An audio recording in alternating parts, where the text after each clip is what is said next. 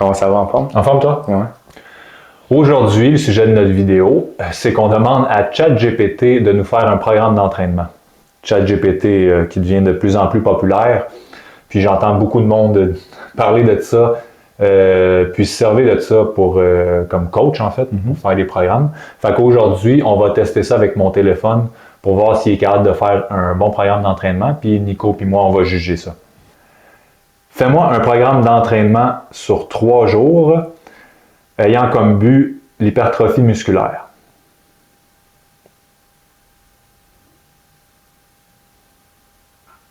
Bon, qu'est-ce que ça dit? Bon, voici un programme d'entraînement sur 3 jours semaine orienté hypertrophie musculaire, prise de masse. Donc, voici structure générale. Jour 1, le haut du corps. Jour 2, le bas du corps. Et jour 3, le haut du corps. Bon, tu vois, déjà en partant, je ne suis pas un fan de ça. Oh, ça a descendu. Parce qu'on dirait que chaque groupe musculaire va être travaillé une seule fois semaine. Tu sais, jour 1, haut du corps. Et il y a écrit entre parenthèses push. Donc, tous les muscles de push, chest, épaules, triceps. Ensuite de ça, jour 2, bas du corps, jambes, fessiers. Puis jour 3, haut du corps encore, mais cette fois-ci, pull ou tirage. C'est-à-dire le dos, biceps, that's it. Donc, on peut comprendre que tous les muscles vont être faits une fois semaine, ce qui n'est pas le top pour la majorité du monde. Il faut avoir des résultats, mais c'est pas optimal. Hein? Pour l'hypertrophie, on sait tout le monde la fréquence. On dit que 2 fois semaine, 2 à 3 fois semaine, 2 fois étant peut-être le sweet spot. Exact. Déjà, toi, qu'est-ce que tu penses de ça, là, son offre? Ben, c'est étonnant parce que les conseils avaient l'air d'être bons. Il parlait du progressive overload, il parlait du temps de repos idéal qui n'était pas trop court non plus. Le choix d'exercice jusqu'à maintenant a l'air d'être intéressant, mais je suis étonné qu'ils ont opté pour quelque chose avec une fréquence d'une fois par semaine, pas un full body. Encore là, il faut comprendre qu'il n'y a aucune idée je suis qui. Je n'ai pas expliqué ma situation ou qui j'étais, fait que je pourrais être une femme enceinte ou un monsieur de 92 ans, puis il me sort ça, fait que on va lui donner ça, c'est pas facile pour lui non plus. Peut-être parvenir à ajouter plus d'informations dans la prochaine fois, peut-être. Fait que Mac, jour 1, poussé, pec, épaule, triceps. Ouais, ben oui. Fait qu'on a du bench press, tout le monde, donc développé couché. J'aime le fait qu'il mentionne avec barre ou avec haltère, fait qu'il nous donne quand même l'option. Donc, 4 séries de 8 à 10 reps.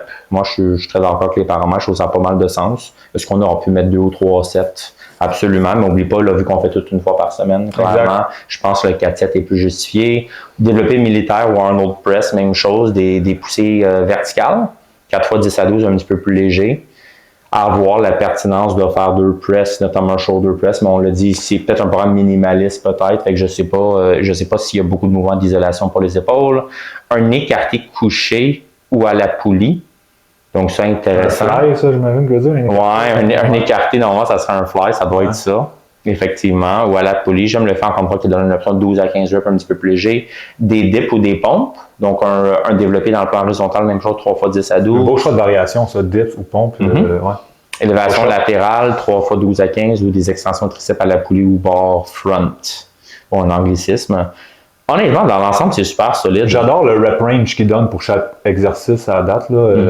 C'est un peu plus pesant au compound au début, 8 à 10.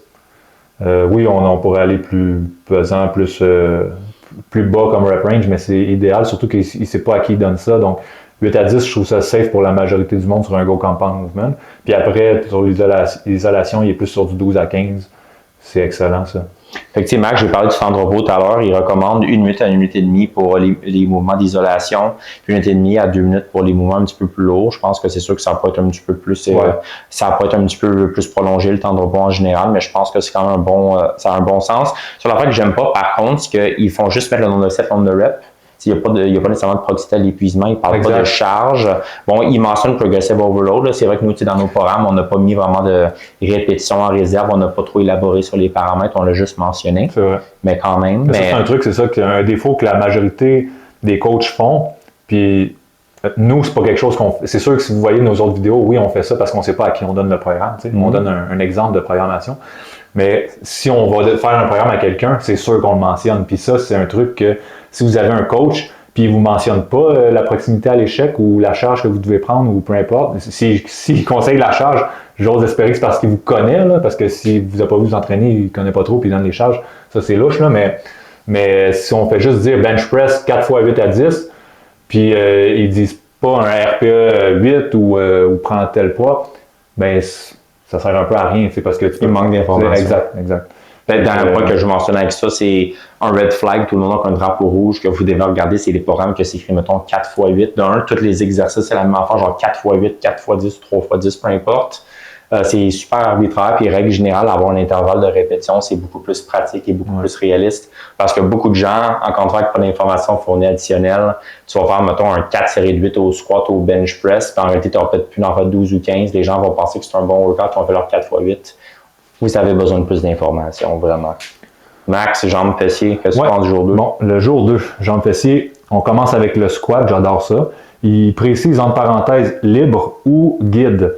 Je sais pas trop, là, c'est sûr que nous, des fois, les termes français, toi, t'es meilleur que moi avec les termes français, mais des guidé, fois, mais guidé, c'est sûrement Split Machine, peut-être hack squat, mais ou peut-être Split Machine, probablement. C'est ça, je pensais, Split Machine, mais en tout cas, fait que déjà, c'est un choix solide. Le squat pour 4 séries de 8 à 10 répétitions. Ensuite de ça, des fentes avant ou Bulgarian Split Squat, donc encore un excellent exercice pour les quads, puis pour les fessiers, pareil comme le squat. Fente, on va dire des lunges en anglais. Donc, soit avant ou Bulgarian Split Squat, c'est avec le pied arrière élevé, qui fait travailler un petit peu plus les fessiers. Pour 3 fois 8 à 12 répétitions.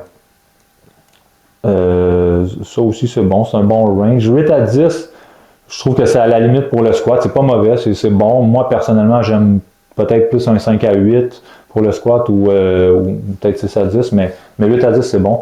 10 à 12 pour les fentes, c'est bon, c'est demandant parce que c'est x2, parce qu'on fait une jambe à la fois.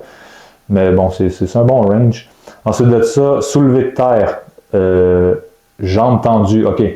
C'est un straight leg deadlift, stiff leg deadlift. Pas facile de faire ça en 3e exercice après des fentes, là, honnêtement. 3 séries de 10 à 12 répétitions. Bon, c'est un exercice ça plus pour la chaîne postérieure. Ischio-jambier, fessier, bas de dos. Puis, c'est ça. Moi, j'aurais peut-être plus mis cet exercice-là, dépendamment de ce qu'on veut prioriser. Si on veut, mettons, quelqu'un qui préfère prioriser ses fessiers ou ses ischios, le mettre en premier. Par contre, quelqu'un un gars qui veut plus faire ses quads, commence avec le squat, puis en 2e, fait le deadlift. Puis après, les fentes. Après, en 2e maximum. Je suis d'accord avec toi. Ouais, puis, exact. Fait que c'est ça, mais sinon, bon. Ensuite de ça, c'est quoi? Presse à cuisse, le leg press. C'est sûr que c'est ça. Non, ouais. Le leg press presse à cuisse, 3 fois 10 à 12. C'est un beau spot pour le leg press.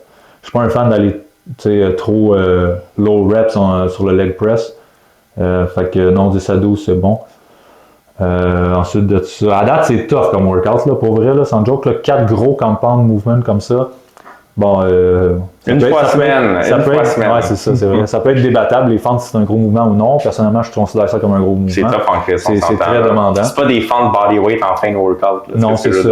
C'est très demandant. Fait que c'est 4 exercices très demandants, un après l'autre. Et il y a beaucoup de monde qui vont lâcher le workout. Pas le workout, mais le programme. Après une couple de workouts. Ils vont le skipper, Ouais, c'est ça. Ensuite de ça, les mollets, debout ou assis. Bon, il est très lousse dans ce choix-là. Pourquoi pas sur le leg press, man? Ouais, c'est ça. Ouais, c'est ça. Leg press, c'est un bon choix, ça. Nico voulait dire les mollets sur le leg press. On est déjà sur le leg press. Fait que tu fais juste ajuster la charge comme tu veux, puis tu mets juste le bout de tes pieds, puis tu fais tes mollets comme ça. Bon, 3 séries de 15 à 20 répétitions. J'aime par contre qu'il a ajusté le rep range pour ça. Un peu plus pour les mollets, l'isolation. L'amplitude de mouvement est très court sur des mollets, fait que c'est bon de rajouter un petit peu plus de répétitions pour avoir un temps sous tension qui a de l'allure.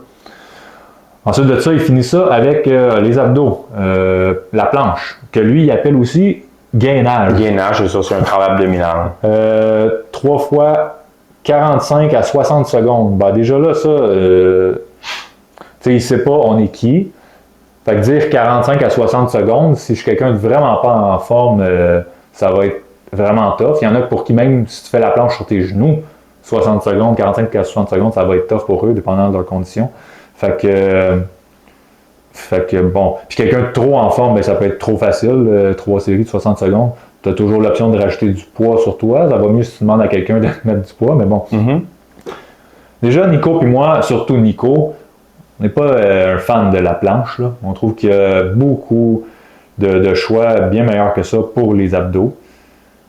Mais bon, overall, c'est un workout pas si pire pour les jambes. Juste, personnellement, je trouve ça un petit peu trop demandant pour quelqu'un qui veut faire ça tous les semaines. Mais comme Nico a dit, c'est une fois semaine. Fait que si tu fais un muscle juste une fois semaine, tu n'as pas le choix que le workout soit un petit peu intense. Mais c'est overkill pour les débutants là, qui savent l'intensité. On s'entend. J'ai ajouté un commentaire, Max, pour le sale gainage et les planches.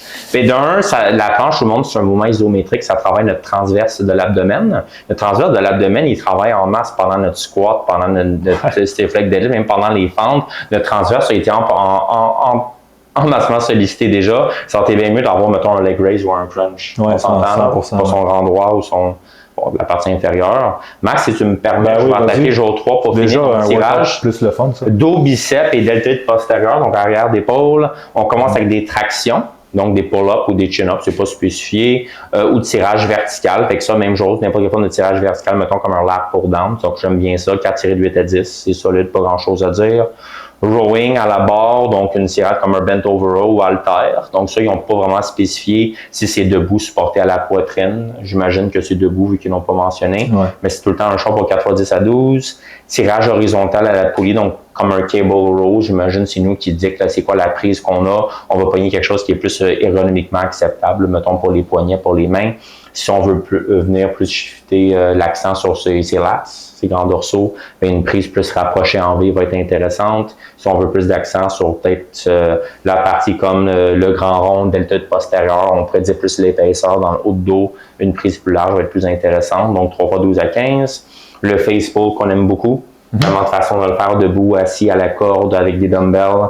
3x12 à 15, mouvement très modulable pour les deltoïdes postérieurs puis le haut de dos en général. Puis après, on aurait un curl à la barre ou halter.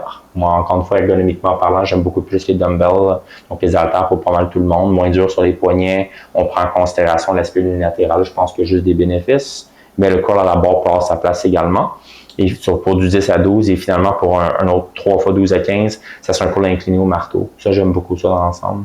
Moi, j'allais dire... Excuse-moi, hein? Curl incliné. Ah, au marteau. Okay. J'avais compris curl incliné au marteau. OK, ou marteau. On sur leur peu de ça, j'imagine. Fait que dans l'ensemble, honnêtement, moi, je trouve que c'est un workout quand même très solide. Oui. Si on a pratiquement une tirade verticale, 2 tirades horizontales, un face pull, puis 2 variations de curl. Sur les 3 workouts qu'il a donné, c'est le plus solide, ça, c'est le plus solide. Je pense. Le premier n'était pas si pire aussi, c'est juste de faire un overhead press après un bench press. Peut-être pas l'idéal, mais en même temps, c'est une journée de push. Mais c'est ça. Fait que dans l'ensemble, Max, pour un programme gratuit, là, juste qui est téléchargeable via une application comme ChatGPT, je pense que c'est solide. Il parle des concepts progressive overload, augmenter légèrement les charges chaque semaine ou les reps. C'est un petit peu vague, mais au moins, il mentionne quand même que les charges doivent avoir une tendance vers le haut. Le tempo contrôle la force descendante de 3 secondes. Ça, on sait dans la littérature que tant que votre excentrique, donc, ou le négatif, qui soit entre 2 à 8 secondes, que vous allez maximiser l'hypertrophie, on sait que 8 secondes, là, c'est un peu exagéré, puis au-delà d'à peu près 3-4, ça commence pas à être super réaliste et transférable, selon nous. Pour nous, on dit de contrôler avec 2-3 secondes, je pense que c'est vraiment de money. Puis l'échauffement, 5 à 10 minutes de cardio léger et 2 séries d'échauffement sur le premier exo. C'est safe. Je pense que c'est safe et je pense que c'est prudent. Récupération de nutrition, dort bien, mange en léger surplus calorique et des protéines 1,6 à 2 grammes par kilo. C'est un coach de vie, ça. C'est pas juste... Pas vraiment. Parfait, ça va avec, ça va. Honnêtement, on se le cachera pas. Il y a une couple d'années, là, je t'aurais dit, là, oublie les programmes gratuits sur Internet. Mais là, ChatGPT commence à être assez révolutionnaire avec ça. Est-ce que ça va remplacer les coachs? On pense pas. Ça va être un sujet d'une autre vidéo qu'on va faire. Mais sur ça, ouais, dans l'ensemble, max respectable pour un programme gratuit. Fait que tout le monde, si vous aimez ce genre de vidéo, tenez-nous au courant. Dites-nous si vous avez déjà, vous êtes déjà entraîné sur un programme de ChatGPT, ça serait tout le temps intéressant. Sinon, n'oubliez pas de liker notre vidéo, de la partager et de vous abonner. Merci.